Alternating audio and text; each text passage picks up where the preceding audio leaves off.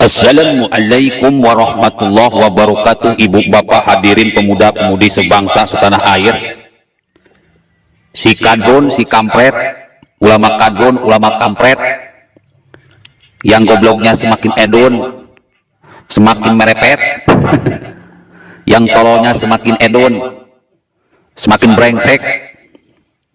Mereka ini menghalalkan segala cara untuk mencapai sebuah tujuan.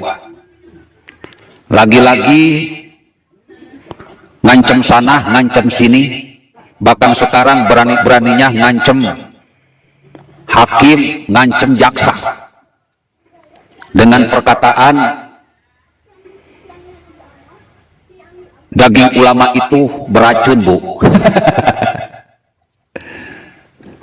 Saya kadang-kadang tertawa terbahak-bahak.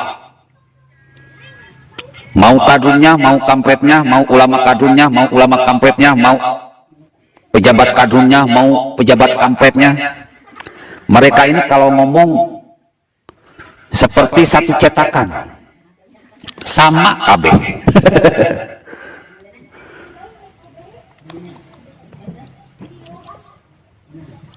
Daging ulama atau darah ulama beracun, ngancem. Emang ulama ini siapa, Mas? Ustadz Kiai Ajengan ini siapa sehingga harus dispesialkan, sehingga harus disucikan, sehingga harus dieluk-elukan, diiyakan anak bodoh, wa ulama nastainkan? Kalau ulamanya ulama yang baik yang meneladani Rasulullah sallallahu alaihi wasallam, laqad kana lakum fi Rasulillahi uswatun hasanah. Hatinya meneladani hati Rasulullah sallallahu alaihi wasallam, pemikirannya meneladani pemikiran Rasulullah sallallahu alaihi wasallam, lisannya meneladani lisan Rasulullah sallallahu alaihi wasallam, perbuatannya, akhlaknya meneladani Rasulullah sallallahu alaihi wasallam, maka ulama seperti ini pasti darahnya racun, bro. Jangankan racun, kedipannya aja bisa beracun, telunjuknya aja bisa beracun. Kenapa? Summa awrasnal kitab alladzina astafaina min ibadina. Ulama-ulama inilah pilihan Allah yang dicintai dan disayangi oleh Allah Subhanahu wa taala sebagai pewaris Nabi, sebagai pewaris Al-Qur'an. Lah kalau rizik sihab, ini kan ulama-ulamaan, Mas Bro. Hatinya jauh dari tuntunan dan tuntutan Allah Subhanahu wa taala, jauh dari tuntunan dan tuntutan Rasulullah sallallahu alaihi wasallam. Pemikirannya pun jauh dari tuntunan dan tuntutan Allah Subhanahu wa taala dan Muhammad Rasulullah sallallahu alaihi wasallam. Lisannya pun sama, Mas Bro, jauh, bahkan sangat jauh dari tuntunan dan tuntutan Rasulullah sallallahu alaihi wasallam dan Allah Subhanahu wa taala. Bahkan perbuatannya pun sangat jauh dari tuntunan dan tuntutan Allah Subhanahu wa taala dan Muhammad Rasulullah sallallahu alaihi wasallam. Allah mengatakan ala laknatullah ala dzalimin. Allah melaknat orang-orang yang berbuat jahat. Rizik Syihab malah berlaku jahat, menjahati Ahok, menjahati Jokowi, menjahati agama-agama yang lain, menjahati suku-suku yang lain. Kata Rasulullah sallallahu alaihi wasallam, man salimal muslimuna min lisanihi wa yadihi. Muslim itu adalah yang lisan dan tangannya tidak menyakiti orang lain, sementara Rizik Syihab itu lisan dan tangannya sangat menyakiti orang lain. Bagaimana mungkin darahnya bisa jadi racun? Yang jelas itu kelakuan jahat dari Rizik Syihab inilah yang akan jadi racun untuk dirinya sendiri, bukan untuk orang lain.